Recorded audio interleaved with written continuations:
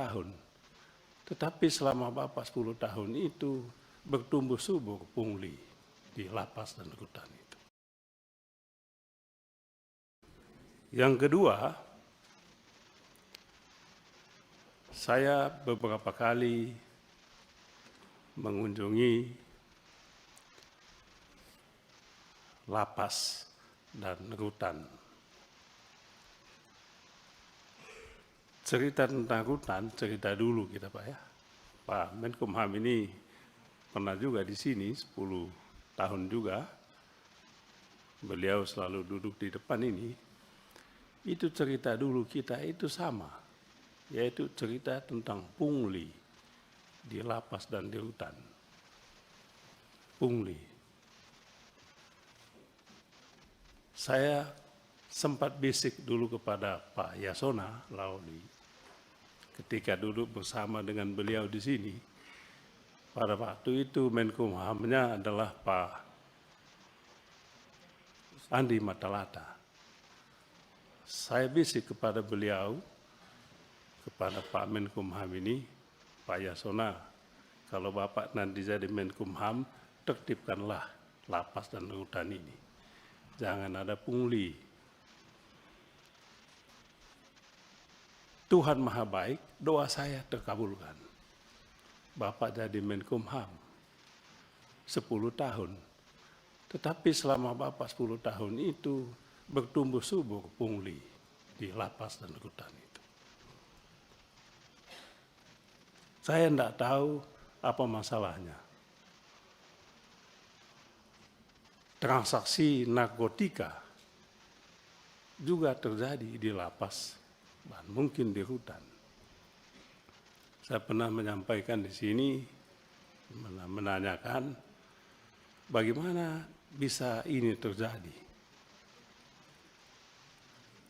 Transaksi. Jadi memang praktek suap menyuap di rutan dan lapas itu sudah menjadi budaya yang saya tidak tahu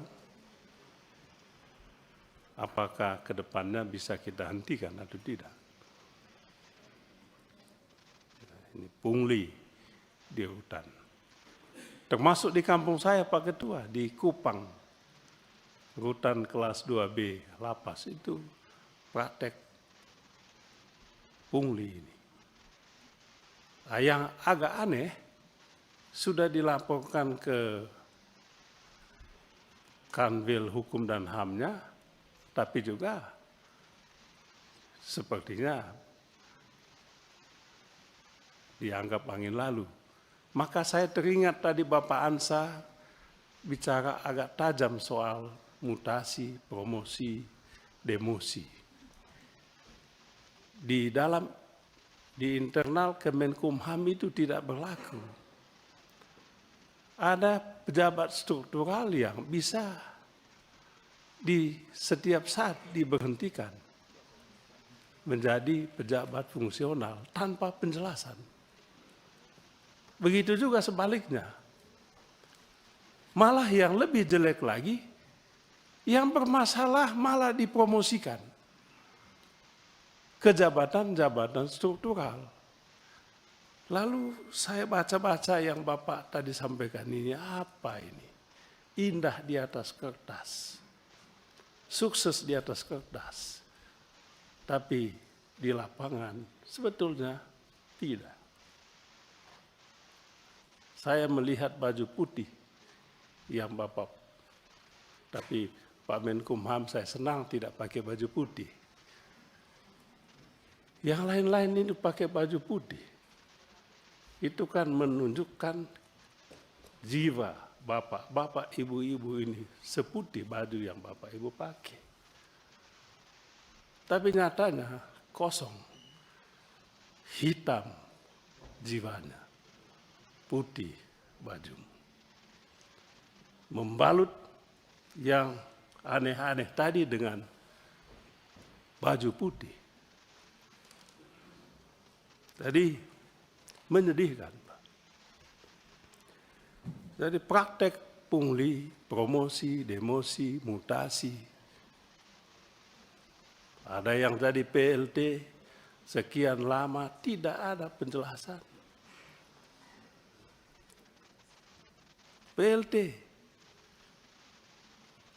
bertahun-tahun malah dulu. Apa sebetulnya itu? Perlu juga Bapak kasih tahu kami, Pak Menkumham, kenapa ada PLT yang begitu lama? Sebab siapa tahu nanti Dr. Adis atau Dr. Abdurrahman menjadi Menkumham. Semoga tidak mengulangi yang Bapak alami itu. Atau Bapak Ansa jadi penasihat Menkumham atau jadi Menkumham. Jadi penting juga itu disampaikan. Jadi Pak Ansa mengingatkan menjelang, orang bilang ya lemdak, menjelang posisi ya injury time lah ya banyaklah macam-macam. Saya yakin Pak Menkumham tidak tahu apa yang tadi disampaikan oleh Bapak Ansa. Saya yakin sekali Pak Menkumham tidak tahu. Atau mungkin tahu tapi udah sibuk-sibuk yang lain ya pura-pura tidak tahu. Bisa jadi. Atau mungkin Pak Menkumham mengatakan, ya saya kan sudah mau berakhir tinggal 2 bulan lagi ya. Apa yang kalian lakukan saya tutup mata. Bisa juga. Kita tidak tahu. Tapi saya ingin tahu apakah yang disampaikan oleh Pak Ansa tadi betul atau tidak. Kalau itu betul, ini sebuah tamparan untuk Menkumham di saat Bapak mau turun dengan indah sebetulnya. Tapi dengan peristiwa ini bukan hanya memilukan, tetapi memalukan. Sayang Pak Menkumham. Pak Menkumham sudah punya prestasi 10 tahun. Hanya karena soal kecil ini rusak reputasi Bapak. Tapi saya tanya, betul nggak itu Pak? Jangan sebar hoaks, bahaya. Apalagi kalau fitnah. Pak Ansa. Karena ini disampaikan di depan umum ini Pak Menkumham, tolong jelaskan itu betul tidak ini. Dan saya minta Pak Ansa, jangan tutup-tutup, buka siapa itu. Di sini jangan kita bikin teka-teki, susah kita nanti.